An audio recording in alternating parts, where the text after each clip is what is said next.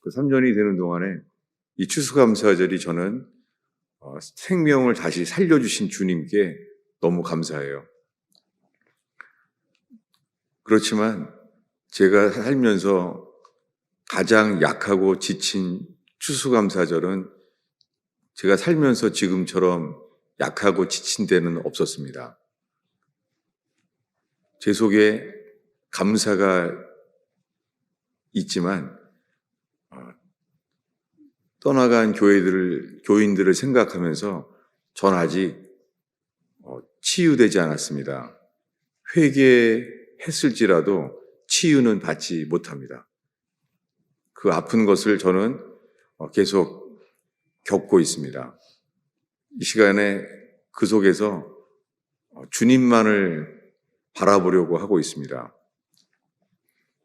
그래서 오늘 우리가 부른 찬송가가 내 영혼 평안해, It is well with my soul. 그 찬양을 우리가 주님께 드리려고 정했습니다. 이 찬송을 쓴 사람은 미국의 시카고 대화재 때에 모든 전 재산이 불러 탔습니다. 모든 재산을 회복할 수 없을 만큼 불타서 재산을 잃어버렸습니다. 그래서 가족을 위로하기 위해서 가족을 여행을 보내게 되었습니다. 그런데 가족을 위로하려고 했던 그 배가 침몰됩니다. 그래서 모든 가족이 물에 빠져 죽었습니다. 그때 지은 찬송가입니다. 자기의 모든 재산을 잃고 그리고 자기의 자식이 다 죽었어요. 그때 그는 주님께 이렇게 고백했습니다. It is well with my soul. 내 영혼 평안해가 아니라 It is well. 주님이 자기 영혼 속에 주님이 자기 영혼을 잘 되게 일으킨다는 거예요. 우리는 추수감사절날 이 찬송을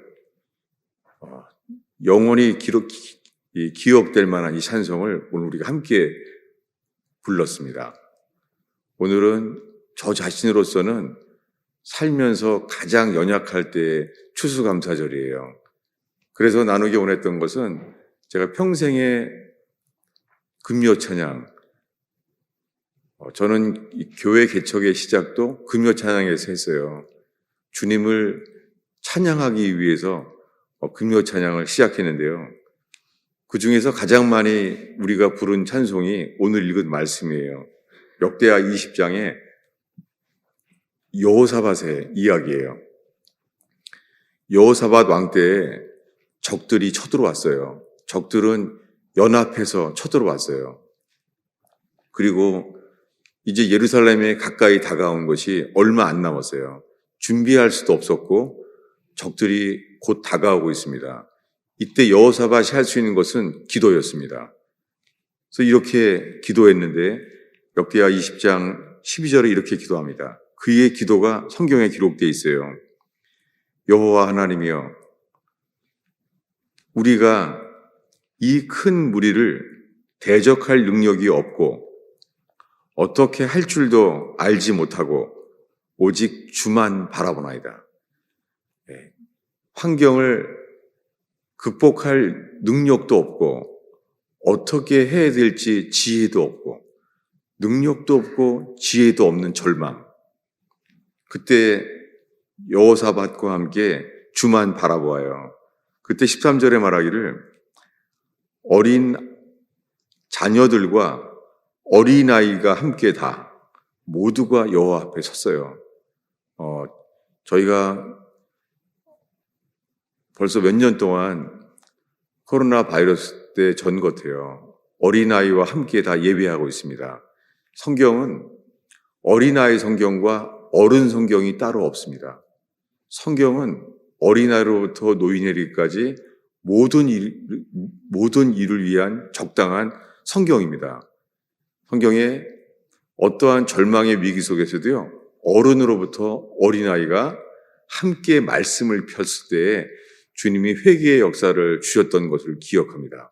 여러분, 이 시간에 이 추수감사절에 어린아이에게도 필요한 하나님의 말씀이 들려지고 은혜 받게 되기를 축원합니다. 이렇게 어려울 때에 여호사밧이 할 수 있는 것은 이른 아침에 일찍이 일어났어요. 여러분, 절망이 나쁜 게 아니에요. 절망이 오면은요, 피곤해도 새벽에 일찍 깨어져요. 절망에 빠졌을 때 주님 앞에 서게 되면요, 주님이 삶을 회복시켜요. 주님은 이렇게 말합니다. 잠언과 그리고 구약 성경에 나를 간절히 찾는 자를 만나주리라. 근데 간절이라는 단어가요, 히브리어로 새벽에라는 단어예요. 간절히가 새벽이에요. 여러분, 주님을 간절히 찾는 자는 새벽에 일어날 수밖에 없습니다. 여러분, 절망이 올 때 간절히 새벽에 주를 찾는 저와 여러분 되기를 축원합니다. 이제 죽으면 다 죽는 거예요. 능력도 없고 지혜도 없어요. 그때 그들이 새벽에 일찍 일어났어요. 그들이 새벽부터 하는 일은 예배였습니다. 예배하기 위해서 21절에 백성과 더불어 의논하고, 여러분, 예배하는데 백성과 의논해요. 모든 사람이 하나 된 것이죠. 그리고 거룩한 예복을 입히고 군대 앞에서 행진해요. 아니, 여러분, 전쟁을 하는데 군인이 맨 앞에 서야 되잖아요. 놀랍게 여호사밧과 함께 이스라엘 백성은요, 군인을 맨 앞에 세우는 것이 아니라 예배자를 맨 앞에 세워요. 그 예배자는 거룩한 예복을 입은 자예요. 여러분, 구약 성경이나 신약 성경이나 예배는 능력이에요. 그 예배를 가장 경험한 사람이 다윗 왕이에요. 여러분, 왕이라는 직업이 예배하기 어렵습니다. 대통령 되면은 다 예배할 시간이 없어요. 놀랍게 다윗은 왕이었는데요, 이 세상에서 왕이 다윗처럼 예배와 기도를 많이 기록한 사람이 없어요.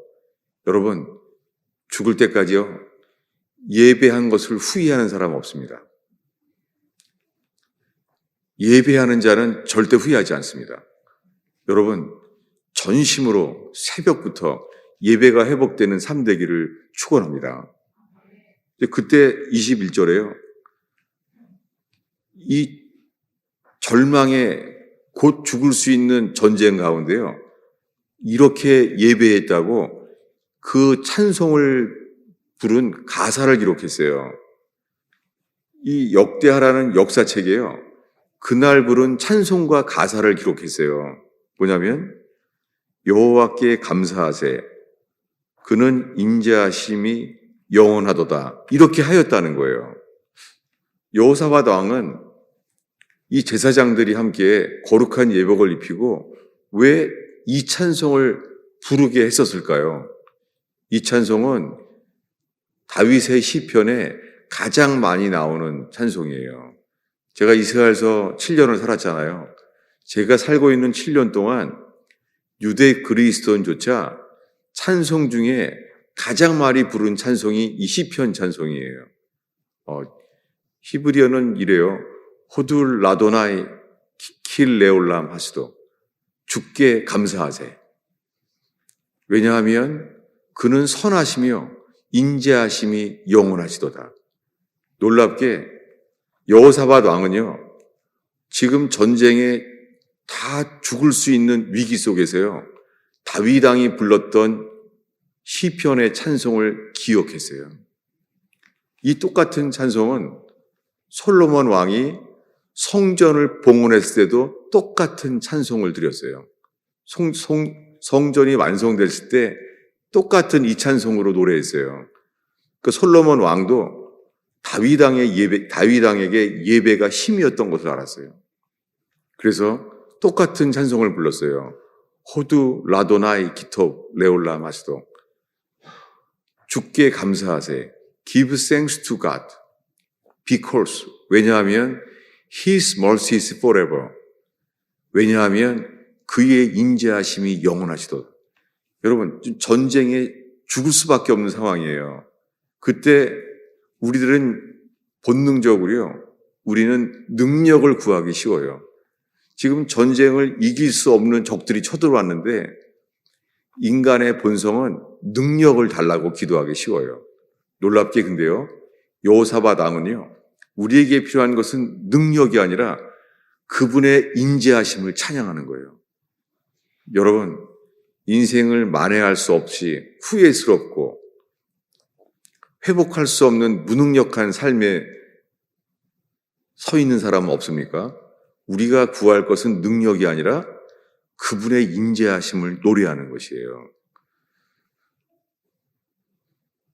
그의 아들 솔로몬 왕은요, 먼저 잠언을 썼어요. 그는 잠언을 쓰면서 자기 아들에게 사랑하는 아들아 라고 아들을 위하여 잠언을 썼어요. 무엇입니까? 솔로몬 왕은 먼저 사람에게, 자녀에게 할 말을 기록했어요. 근데 시편의 다윗은요, 다윗은 사람들을 위한 잠언을 먼저 쓰지 않았어요. 다윗은 시편, 무엇입니까? 다윗은 주님께 드릴 말을, 주님께 드렸던 말을 기록했어요. 여러분, 인생의 성공을 위한 잠언이 먼저가 아니에요.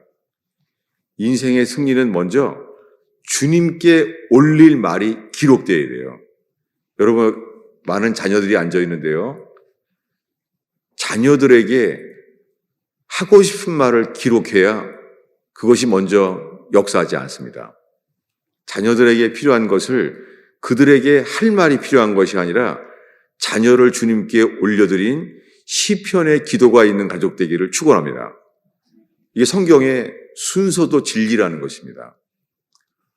놀랍게 범죄했던 솔로몬 왕조차 그는 자기 아버지 다윗의 시편을 기억했어요. 호둘 라도나이 기또 레올라 마시도, 주께 감사하세. 왜냐하면 그분은 선하시며 그의 인자하심이 영원하시도다. 여러분, 원망하기 쉽고 절망하기 쉬운 이 상황 속에서 오늘 상황 때문에 주님께 감사하는 것이 아니라 그분은 선하시며 그분은 인자하심이 영원하기 때문에 오늘 감사할 수 있는 날 되길 바랍니다. 감사는 영적인 거예요. 사도 바울은 이렇게 말합니다. 항상 기뻐하라. 쉬지 말고 기도하라. 범사에 감사하라. 이것이 주의 뜻이라는 거예요. 여러분, 예배는 그분을 기뻐하는 거예요. 이 절망 속에서 여호사밧 왕은 먼저 주를 예배했습니다. 저는 제가 목회를 하면서 가장 연약한 때가 오늘 추수감사절이에요. 아직도 저는 떠나간 교인들에 대해서 생각만 해도 잘 서 있을 수도 없어요. 너무 아프고 힘들어요. 이 부족한 이 목사를 기대하고 새로 등록한 교인들에게도 미안하고, 그리고 저를 기대하며 저와 함께 남아있는 자들, 전 그분들이 지금 하나님 앞에서 너무 감사해요. 이 부끄러운 자격이 없는 목사를 기대해 주어서 주님 앞에 얼마나 감사한지 모르겠어요. 근데 오늘 전하고자 하는 말씀은요, 또 한 가지가 신약 성경의 요한복음 4장이에요. 요한복음 4장은 사마리아 우물가 여인의 이야기인데요. 우리 3, 4절을 한 목소리로 읽겠습니다. 유대를 떠나사 다시 갈릴리로 가실새 사마리아를 통과하여야 하겠는지라. 네, 여러분, 지금 예수님이 유대 땅을 떠나서 갈릴리로, 자기 삶과 사역의 중심인 갈릴리로 가야 했었어요. 근데 갈릴리로 가기 위해서는 사마리아를 통과하여야만 해요. 사마리아를 통과하지 않고는 갈 수가 없어요. 오늘 추수감사절에 이 말씀을 함께 나누고자 합니다. 사마리아를 통과해야 하겠는지라. 사마리아가 도대체 어떤 곳입니까? 사마리아가 어떤 곳이냐면 9절에 나와 있어요. 우리 한 목소리로 읽겠습니다. 사마리아 여자가 이르되 당신은 유대인으로서 어찌하여 사마리아 여자인 나에게 물을 달라 하나이까 하니 이는 유대인이 사마리안과 상종하지 아니함일러라. 여기에 사마리아와 유대에 대한 그 상태가 기록되어 있어요. 무엇입니까? 이 사마리아는요, 솔로몬 왕이 범죄했을 때 그 이후에 두 나라로 쪼개져요. 그래서 남유다, 유다의 수도가 예루살렘이고 쪼개진 북이스라엘의 수도가 사마리아예요. 무엇입니까? 사마리아와 예루살렘은요, 평양과 서울처럼요, 남한과 북한처럼 이런 상황이에요. 유대와 사마리아는 서로 상종하지 않았어요. 이것이 사마리아의 영적인 의미예요. 서로 갈등하는 관계. 여러분, 사마리아와 이 예루살렘은 늘 서로 갈등해요. 그런데 적이 쳐들어오면요, 함께 망해요. 이것이 사마리아입니다. 무엇입니까? 우리가 이 미국 사회에 예를 들면은 많은 한인들이 세탁소 같은 일을 하는데요. 부부가 같이 해야 될 직업이 많이 있잖아요. 그런데 어떤 사람들은요, 같이 세탁소 일을 하면서요, 부부가 사마리아예요. 같이 연합해서 돈을 벌어야 되는데요, 하는 일마다 다 갈등인 거예요. 많은 가족이 행복해야 될 가정이 사마리아예요. 서로 행복할 줄 알고 결혼했던 부부가 사마리아예요. 서로 연합해야 될 상황인데 실제로는 늘 갈등하고 의견이 반대고 서로 말하는 것이 상처가 되고 남들이 보기에는 연합된 사람인 줄 알지만 내부를 볼 때는 상처와 갈등밖에 없어요. 이것이 사마리아입니다. 어떤 사람에게는 교회가 사마리아예요. 교회가 하나님의 집으로 천국일 줄 아는데 교회 안에 갈등이 생기는 거예요. 서로 상처를 주고받는 관계, 이게 사마리아입니다. 여러분, 사마리아를 통행해야 돼요. 우리가 알고 있는 유명한 말씀은 사도행전 1장 8절인데요. 이거죠. 성령이 임하시면 능력을 받고 예루살렘과 사마리아와 땅끝까지 이르러 증인이 되리라. 여러분, 성령이 임하신 곳은 예루살렘이에요. 신앙의 근간이 되는 곳, 거기에 성령이 임해요. 그런데 성령이 임했을 때 사마리아를 통과하지 아니하고는 땅끝까지 나아갈 수가 없어요. 땅끝으로 나아갈 때는 주님의 능력이 역사해요. 그런데 사마리아를 통과하기 위해서는요, 주님이 우리를 지치게 만들어요. 그것이 오늘 우리의 본문인데요. 얼만큼 지쳤냐면은 요한복음 4장 6절인데요. 우리 한 목소리로 읽겠습니다. 거기 또 야곱의 우물이 있더라. 예수께서 길을 가시다가 피곤하여 우물 곁에 그대로 앉으시니 때가 정오쯤 되었더라. 지금 예수님을 기억해 보세요. 예수님이 길을 가다가 피곤해서요, 우물 옆에서 그대로 앉았어요. 그대로 그 자리에. 성경 전체에 예수님이 이 3년 동안 공생의 기간 중에 십자가에 죽기 전에 이렇게 연약한 모습은 여기밖에 없어요. 길을 가다가 예수님 목마르고 우물 곁에 피곤하여 지쳐서 그대로 앉은 거예요. 저는 이 말씀이 제가 이스라엘에서 은혜를 받은 말씀이에요. 이스라엘의 이 요한복음 4장의 우물가 여인에 대한 말씀으로 큰 은혜를 받았어요. 그래서 제 마음속에 이 힘과 이 자신감, 그 믿음 속에는 저의 자만도 있었죠. 그렇게 가스펠 펠로우십을 주님이 목회하도록 하셨어요. 그렇게 고아 청년 한 명과 함께 교회를 개척하게 됐었어요. 그런데 목회를 하면서 오늘이 목회 18주년이 지나가고 있는데요. 그렇게 자신감과 내가 목회를 잘할 수 있다는 그런 확신, 그런 마음으로 시작했는데요. 창립 19주년이 되는 오늘 저는 가장 지친 모습으로 주님이 서게 하셨어요. 제가 감출 수도 없고 사실이 그래요. 제가 목회를 지금처럼 지치고 약한 때가 없어요. 놀랍게요. 가장 연약하고 힘들 때인데요. 놀랍게 주님은 저에게 말씀해요. 그 은혜가 족하다. 그 은혜가 충분하다. 여러분 정말 지금 저는 이제 말씀도 얼마 설교할 것도 없어요. 전에는 설교를 뭘 할까? 설교가 제 가슴속에 가득 찼었어요. 지금은 아니에요. 지금은 겨우 설교할 것만 겨우 떠오르게 하세요. 그래도 주님은 말씀해요. 그래도 그 은혜가 너에게 족하다, 충분하다. 이렇게 말할 수 있습니다. 왜냐하면 우리가 약할 때에 주님의 능력이 온전하여지기 때문입니다. 우리가 약할 때에 주님의 능력이 머문다고 말씀하셨기 때문입니다.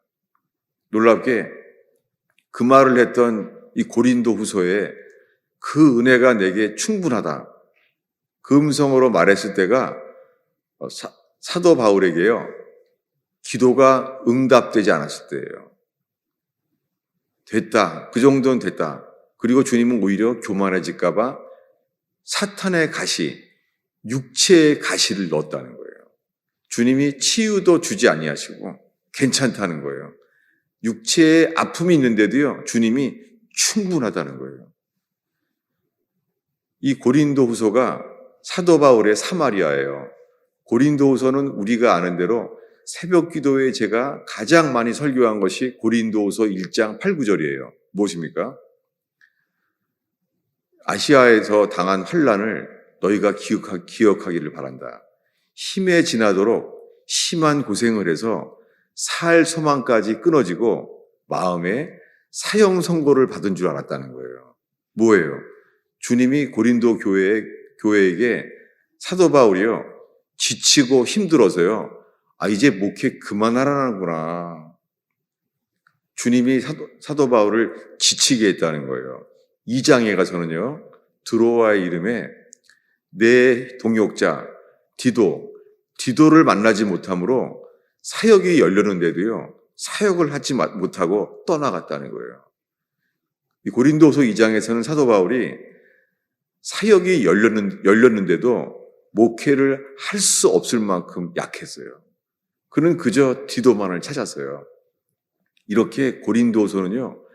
사도 바울의 가장 연약한 것이 기록되어 있어요. 이런 연약함 속에서도요. 고린도 교회는 있잖아요. 사도 바울이 사도성인 것을 의심해요. 저 사도 바울 저자가 정말 사도 맞아? 이걸 의심하는 거예요. 사도 바울은 이것을 용서하지 못했어요. 사도 바울은 자기를 사도직을 용서하지 못하는 관계 무엇입니까?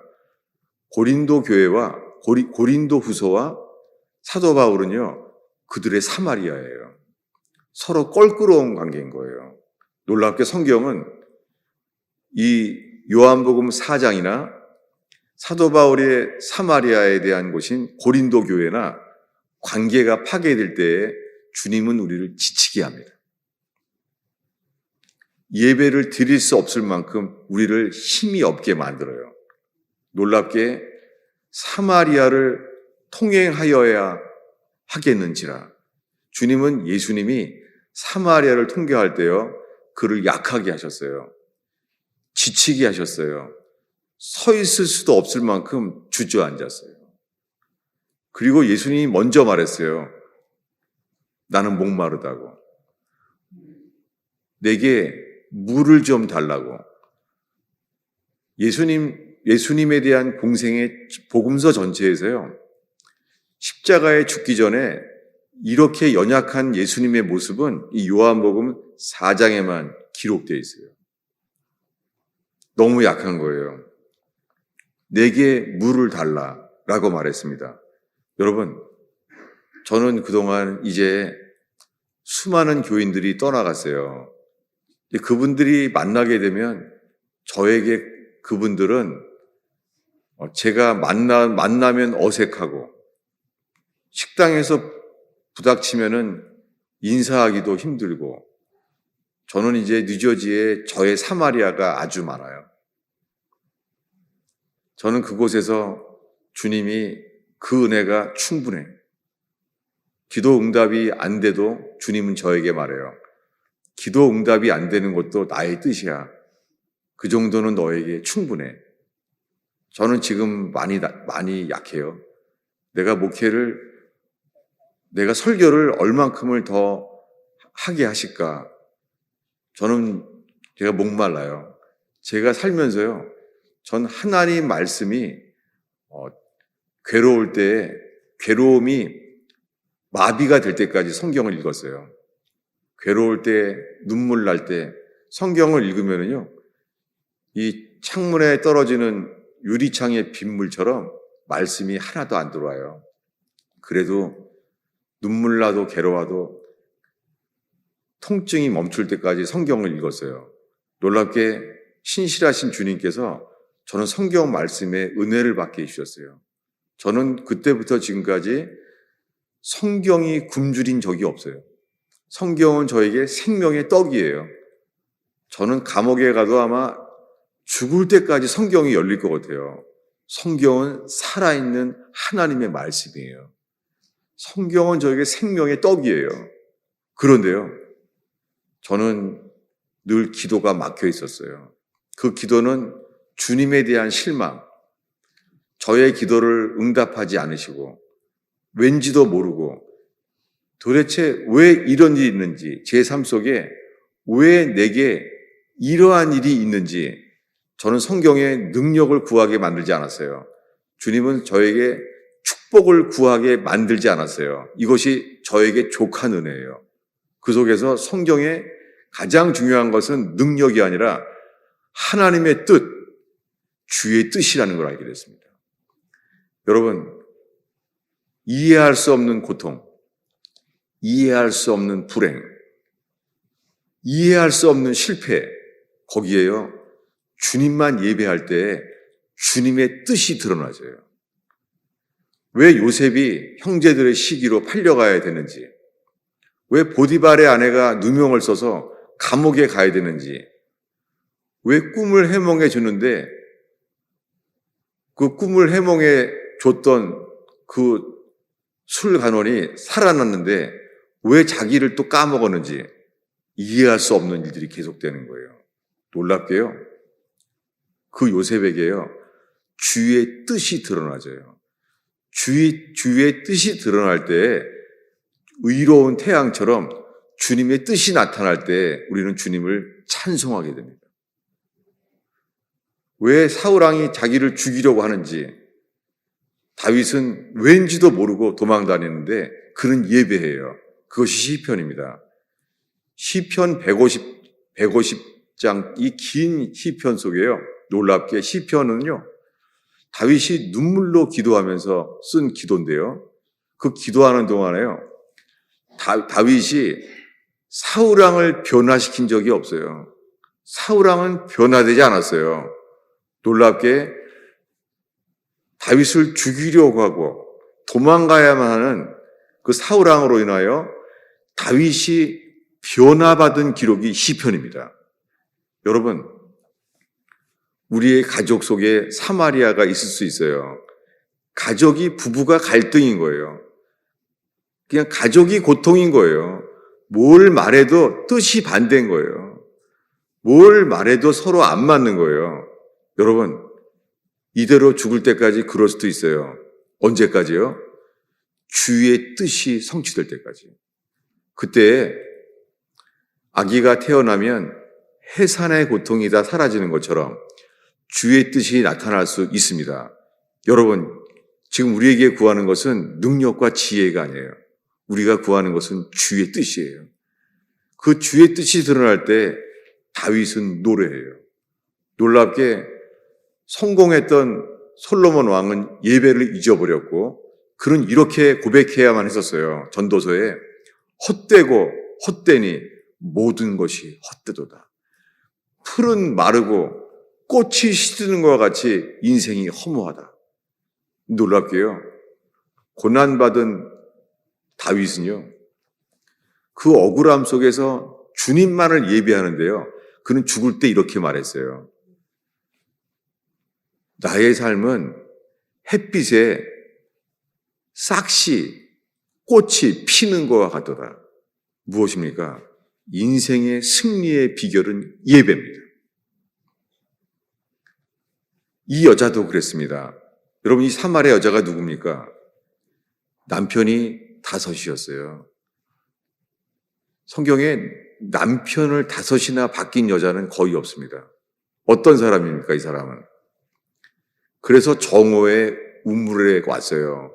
보통 여자들은 덥지 않은 아침에 우물을 길러 와요. 근데 우물에 못 가는 거죠. 왜요?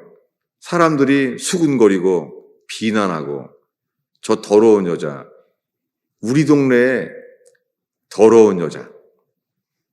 여러분, 율법은 있잖아요. 우리의 결과만을 봐요. 율법은 이렇게 말해요. 사마리아 여자, 저 여자는 더러운 여자야. 저 여자는 동네에 악이야. 동네에서 없어져야 될 사람이야. 이게 사마리아 여자입니다. 놀랍게요. 이 여자는요, 예수님에게 이렇게 먼저 말해요. 10절인데요. 함께 읽겠습니다. 읽습니다. 예수께서 대답하여 이르시되 내가 만일 하나님의 선물과 내게 물을 좀 달라 하는 이가 누구인 줄 알았더라면 내가 그에게 구하였을 것이요 그가 생수를 내게 주었으리라. 여러분, 이 여자가 누구라고요? 이 여자는 동네 사람들이 정죄하는 사람이에요. 동네 사람들이 수군거리고 비방하는 사람이에요. 더러운 여자예요. 율법은 사람의 외적인 결과만을 봐요. 근데요, 은혜는 결과를 보는 것이 아니라 은혜는요, 사람을 구원시킬 원인을 먼저 보는 거예요. 놀랍게 이 여자에게 예수님이 하신 말씀이 너는 삶이 더럽잖아. 회개해. 이렇게 말하지 않았어요. 놀랍게 이 여자에게 제일 먼저 한 복음은 이거예요. 내가 만일 하나님의 선물을 알았더라면, 하나님의 선물을 소개해요. 좋은 것이죠. 그리고 내가 누구인 줄 알았더라면 너는 내게 이 생수를 구했을 것이다 라고 말해요. 여러분, 제가 늘 회개의 복음만을 전해온 건 사실이고 앞으로도 그럴 거예요. 왜냐하면 회개 없는 믿음은 거듭나지 못합니다. 회개해야지만 주님이 거듭날 믿음을 우리에게 선물로 주십니다. 믿음은 있지만 예수가 하나님의 아들임을 믿지만 예수님이 내 죄를 대신해 십자가에 죽으시고 그 피 공로를 믿는다고 하지만 너무나 많은 사람들이 여전히 자기가 주인이에요. 여러분, 예수님의 피로 용서받기 전에 예수님이 우리를 사셨어요. 이것이 속량이에요. 속량, 사셔야지만 씻는 거예요. 근데 오늘날의 교회는 그저 교회만 가면 죄사함, 이것만 말하는 거예요. 여러분, 죄사함보다 먼저 더 중요한 것이 속량이에요. 속량은 옛날 말이잖아요. 속량, 영어로 redeem. 요즘은 세상에 별로 안 쓰죠. redeem 무엇입니까? 쿠폰을 주면 실제 물건으로 바꿔주잖아요. 무엇입니까? 오늘날 수많은 기독교인들이 내 모든 죄가 예수의 피로 씻어진 걸 믿는데요. 근데 신눈처럼 휘어진 일이 안 일어나는 거예요. 물동이를 버려두고 내가 그리스도를 만났다. 나갈 만한 믿음이 없는 거예요. 여러분, 복음이 빛이 되지 아니하고는 역사하지 않습니다. 복음이 빛이 돼야지 그것이 생명이 되는 것입니다. 그러니까 오늘날 수많은 교인들에게 구원의 교리는요, 그저 이론일 뿐이에요. 저는 아더 핑크의 Saving Faith, 구원신앙이라는 것을 가르쳐 왔지만은요, 돌이켜보면, 그저 머리의 지식뿐이었구나. 제가 반성을 할 수밖에 없어요. 왜요? 회개하지 않고 그저 머리에 구원의 지식만을 제가 19년 동안 가르쳐 온 것을 고백할 수밖에 없습니다. 저는 목말라요. 저는 정말 목말라요. 저는 말씀에 줄인 적은 없어요. 그런데 저는 고백할 수밖에 없어요. 너무 목말라요. 그런데 제가 지난주 설교 제목이 그래서 나는 목마릅니다. I'm thirsty. 목마릅니다. 주님이 지난주에 설교를 금하게 했어요. 그 이유는 뭐냐면 내가 목마릅니다 라고 말해서 우리 교인들이 저에 대한 동정심도 있고, 그리고 맞습니다. 평생 예수 믿어도 목마릅니다. 부흥회 때 잠깐 약간 기쁨을 맛볼 뿐이지 다시 사그러짐들입니다. 목마릅니다. 여러분, 이게 우리의 삶 아닐까요? 이 상태로는 죽을 때까지 예수 믿어도요, 이 상태로 죽을지 몰라요. 우리에게 뭔가 일이 일어나야 돼요. 그것은 우리의 물동이를 버려두고 뛰어나갈 만한 일이 일어나야 돼요. 놀랍게 이 여자는 이렇게 말했어요. 나는 목마릅니다. 그때 주님이 그 여자에 이렇게 말해요. 너의 남편을 데려오라. 여러분, 이게 회개예요. 근데 우리들은 이렇게 말하는 거예요. 너의 죄를 고백해라. 여러분, 죄인은요, 자기의 죄를 고백할 수 없을 만큼 마음이 닫혀져 있고 마음이 약해 있어요. 여러분, 자기의 죄를 고백하기 위해서도 은혜가 필요해요. 놀랍게 그래서 이 여자에게 주님 말합니다. 회개하라 이렇게 말하지 아니하고 너의 남편을 데려오라라고 말합니다. 그때 그 여자가 이렇게 말해요. 나는 남편이 없습니다. 여러분, 이것이 영혼의 언어인데요. 이 여자에게 예수님의 말씀을 있잖아요. 남편을 데려오라는 말이 이거예요. 사람들은 말해요. 남편을 5이나 바꾼 여자. 뭐예요? 너는 더러운 여자야. 너는 이 동네에 다른 사람들에게 본이 될까 봐 두렵다. 너는 없어져야 돼. 너는 더러운 여자야. 이게 율법이에요. 근데 예수님 말씀은 이거예요. 너는 더러운 양이 아니라 너는 잃어버린 양이야. 너는 나로부터 잃어버려진 인생이야. 여러분, 이게 은혜예요. 여러분, 우리 교회 안에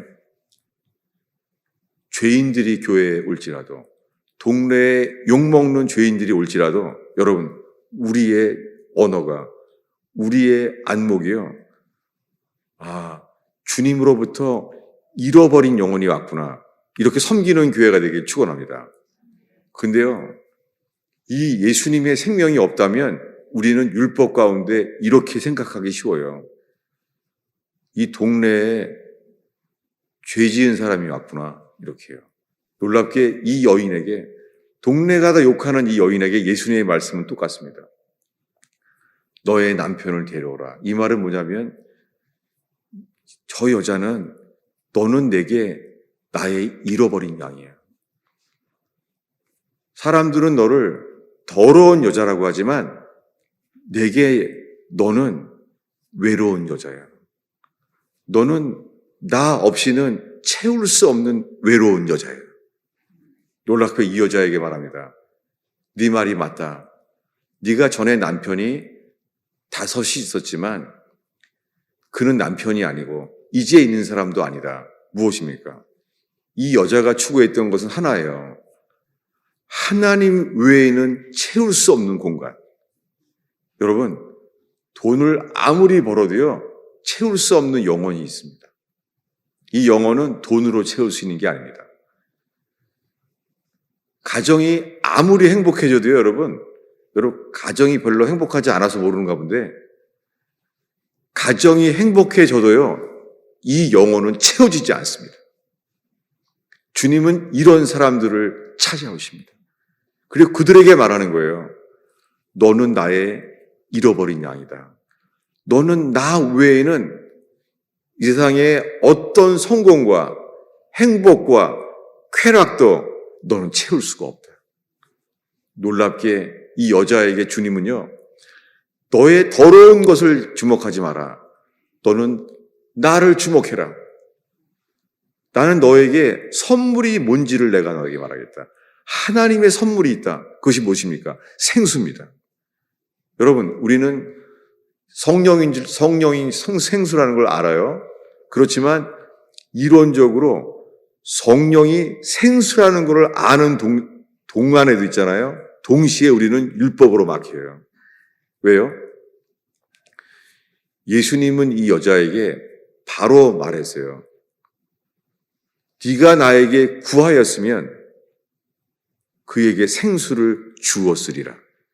여러분, 성령이잖아요. 생수가.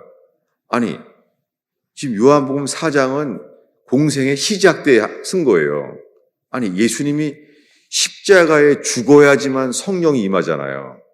이것이 최근에 초막절에 전했던 설교입니다. 누구든지 목마르거든 내게로 와서 마시라. 나를 믿는 자는 그 배에서 생수의 강이 흘러나리라. 여러분, 그 일은 아직 안 일어나죠. 왜요? 이것은 아직 예수님이 영광을 얻지 못하였으므로 성령이 아직 그에게 주어지지 아니하더라. 십자가에 죽어야지만 성령이 임하잖아요. 예수님이 부활하셔야지만 성령을 주시잖아요. 그래서 이 요한복음 4장에서는요, 성령이라고 말하지 아니하고 이렇게 말씀하세요. 내가 너에게 생수를 주리라. 이 성령입니다. 여러분, 우리는 아직 회개도 다 안 했는데 내가 주인인데 이렇게 평생 율법에 갇히고 매여서요. 그냥 율법 안에서만 평생을 이렇게 예배할 수도 있어요. 여러분, 주님은 우리에게 이렇게 말씀해요. 오늘의 마지막 기절인데요. 요한복음 4장의 14절입니다. 우리 한 목소리로 읽겠습니다.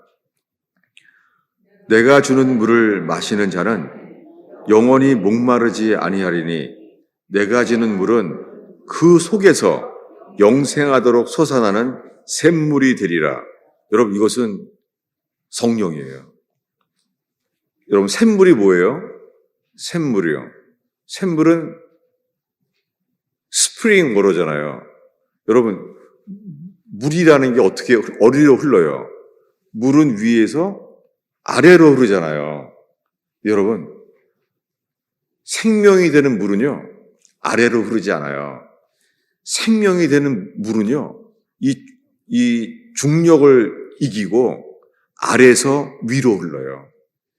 여러분, 꽃이 심어지면은 뿌리로 인하여 물이 얼리로 올라가요. 놀랍게 이 물이요, 줄기를 타고 꽃까지 거꾸로 위로 올라가요. 이것이 뭐예요? 이것이 생명수예요. 여러분, 산에 가면은 좋은 샘물이 있잖아요. 샘물이 어디서 나와요? 놀랍게 샘물은요, 솟아나요. 이것이 인간의 힘으로는 결코 할 수 없는 것입니다.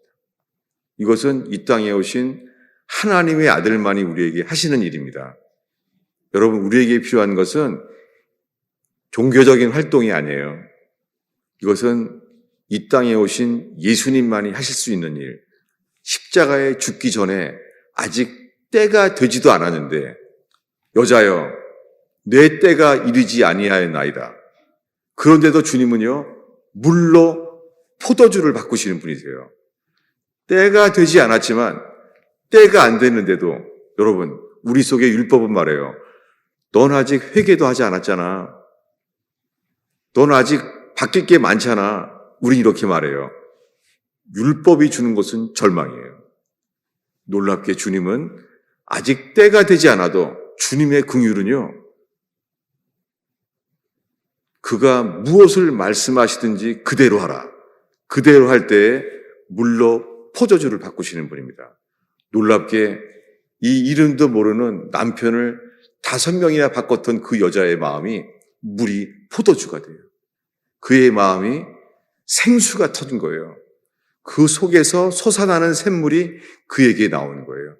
그는 이렇게 말할 수밖에 없었어요. 내가 그리스도를 만나다. 여러분, 이렇게 저도 이 뉴저지에서 교회를 떠난 교인들을 만날 때 지쳐요. 지치고 아프고, 그리고 저도 힘이 없어요. 그렇지만 주님이 저에게 사마리아를 통과하게 하십니다. 사마리아를 통과할 때에 주님이 저희를 지치게 합니다. 사도 바울도 지치게 했어요. 여러분, 지쳐도 괜찮아요. 놀랍게요, 땅 끝에 나아갔을 때는 주님의 능력을 경험해요. 근데요, 사마리아를 통과할 때는 이 상처받은 여자를 치유하시는 주님의 마음이 임해요. 여러분, 능력도 없고 성경 공부도 제대로 체계적으로 하지도 못하는 초라한 이 가스펠 펠로우십, 여기에 주님의 능력이 임하기 전에 주님의 마음을 배우고 주님의 마음을 얻는 교회 되길 축원합니다. 다윗이 얻은 것은 주의 능력이 아니었어요. 그에게 필요한 것은 골리앗을 죽이는 능력이 아니라 자기를 괴롭히고 죽이려고 하는 사울왕이 죽었을 때에 눈물을 흘리는 다윗의 마음. 여러분, 이 교회에 능력이 아니라 주님의 마음을 얻는 사마리아를 통과하는 교회 되기를 축원합니다. 기도하겠습니다. 예수님, 오늘 예배하러 오는 것도 힘들고 겨우 온 사람은 없습니까? 인생의 실패와 후회와 불행 속에서 예배에 겨우 온 사람은 없습니까? 주님, 주의 마음을 얻게 하시고 내게 물을 달라 나보다 더 약한 예수님을 보게 하여 주옵소서. 내 죄 때문에 나보다 더 약해진 예수님을 보게 하옵소서. 예수님의 이름으로 기도하였습니다.